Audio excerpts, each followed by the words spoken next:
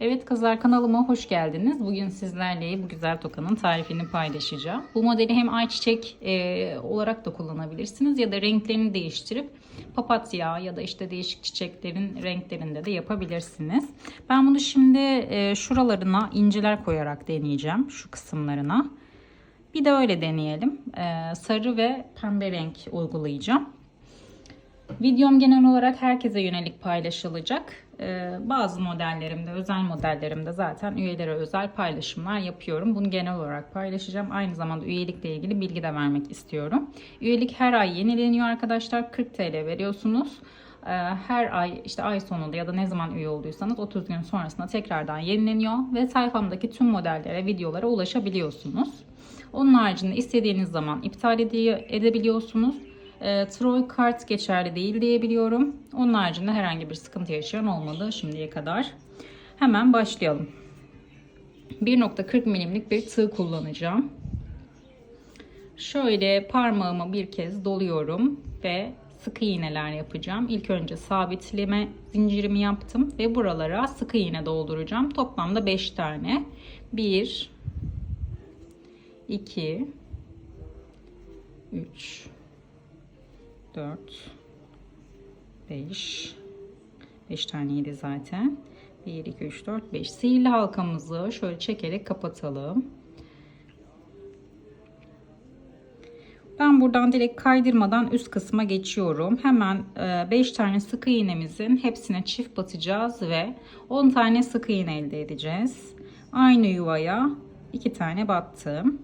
Şimdi aynı yuvaya 2 tane daha, toplamda 4 oldu.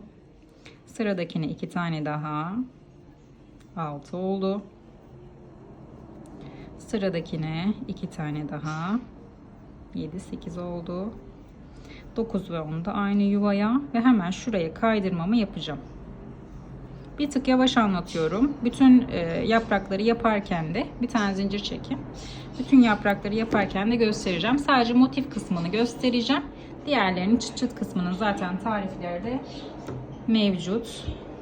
Şöyle 10 tane yaprak oluşturacağım için 10 tane inci dizdim. Hemen bir tane başlangıç zinciri yapalım. İsterseniz siz incisiz yapın. Nasıl olduğuna bakarsınız. Şimdi hemen şuradan şöyle temiz görünen bir kısımdan başlayalım. Zaten burası boşta kalacak ve sıkı sıkı olduğu için hemen şuraya kaydırmanızı yapabileceksiniz. Şimdi bunu buradan battım. 2 tane zincir çektim. Baş doladım. 1 aldım. 2 aldım. 3 aynı yerden 4 tane ilmek aldım. Hepsini bir çekip şöyle sabitleme yaptım. Hemen buradan bir tane ince alacağım. Şöyle sabitledim. İncili olduğu için bir tık büyük olacak. Ben bunu saç lastiği olarak kullanacağım. İncisiz olduğunda da bu şekilde çıt çıt da oluyor. Şimdi şöyle hafif bir uzantı yapıyoruz. Çok uzun olmayacak. Aşağıya kaydırma yapacağımız için şöyle bir santimin bir tık eksiği olabilir. Hemen şuradan incinin şöyle inciyi bu şekilde tuttum. Hemen bakın altında şuraya bu bir tık kısa oldu. Biraz uzatacağım. Şöyle baş doladım. 1 2 3 hepsini birden çektim. Şöyle bir görüntümüz oldu. Hemen sıradakine de kaydırmamı yaptım. Şimdi incilerimi iteceğim. Tekrardan aynı şeyi yapacağız. 2 tane zincir çekeceksiniz. Baş doladım. Aynı yuvanın içerisine 1 2 3 4 tane tomurcuk yaptım. Hemen üçünü birden çektim ve sabitledim. Buradan bir tane inci çekeceğim. Sabitledim, şöyle kaydırdım. Hafif şöyle bir uzantı yapıyorum. İncimi şöyle çeviriyorum. Şöyle. Baş doladım. Şuraya 3 tane ilmek alacağım ve birleştireceğim. 1 2 ve bir tane daha aldım. 3. Hepsini bir çektim ve sıradakine kaydırma yaptım. Bakın bu şekilde güzel yapraklarımız oluşuyor. Bu yapraklar sıkı sıkı olduğunda, hepsine şimdi battığımızda birbirlerini ittirecekler ve düzelecekler. Sanki böyle yukarı bakıyormuş gibi görünebilir size. Şimdi yine tekrar devam edelim. Bir iki tane daha gösterip hemen sıra sonunda buluşuruz zaten. Şöyle hafif uzantı yapıyorum. Neredeyse 1 santim kadar oluyor. Şurası hemen tepe noktasının, inciyi şöyle arkaya atıyorum ki aşağı kaydırma yaptığımda hemen yukarıda kalsın diye. 1, 2, 3 tane buraya batıyorum. Aşağıda 4 tane yapmıştım. Hepsini bir çektim. Burası 4, burası 3. Burası bir tık daha kısa yani, anlayacağınız, hem de az.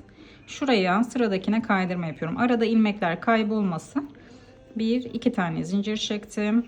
1, 2, 3, 4 tane ilmek alıp hepsini bir çektim.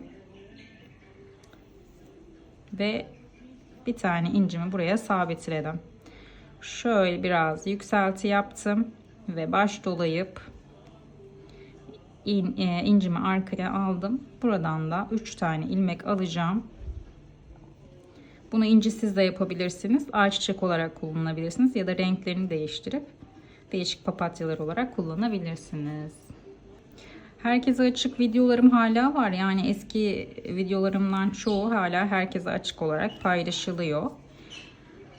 Ama ağırlıklı olarak, yani neredeyse 100'den fazla videom sadece üyelere özel paylaşıldı. Çünkü benden habersiz arkadaşlar maalesef videolarımı indirmişler. İzlemedikleri için de tabii ki etkileşim düşüyor. Ne oluyor? Etkileşim düşünce benim verdiğim emekler boşa gidiyor ve YouTube beni öne çıkartmıyor. Tabii ki YouTube'un da vermiş olduğu bazı sorumluluklar var. Bağkur ödemek zorundayız. Vergi ödüyoruz. %30 Amerika ödüyoruz. %15 Türkiye'de ödüyoruz falan. Yani hiçbir şey anlamıyorsun yaptığın işte. O yüzden böyle bir yol denedim. Bakalım, sadece yani 100 kişi bile olsa sadece 100 kişi izlesin. Yapacak bir şey yok. 2 tane zincir çektim. 4 tane ilmek alacağım. 3. Şu inci alma olayı sıkıntılı.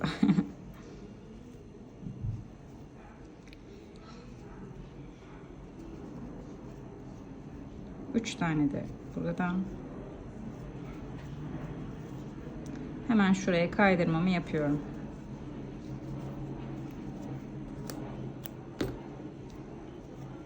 Arkadan gizleyelim iplerimizi. Temizleyeceğim.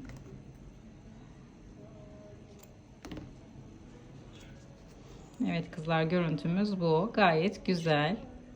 Bu şekilde saç lastiği olarak kullanabilirsiniz. Ya da çıt çıtlarınızda 6 santim çıt çıtlarda da bu modeli kullanabilirsiniz. Beni izlemiş olduğunuz için hepinize teşekkür ederim. Allah'a emanet olun. Hoşça kalın.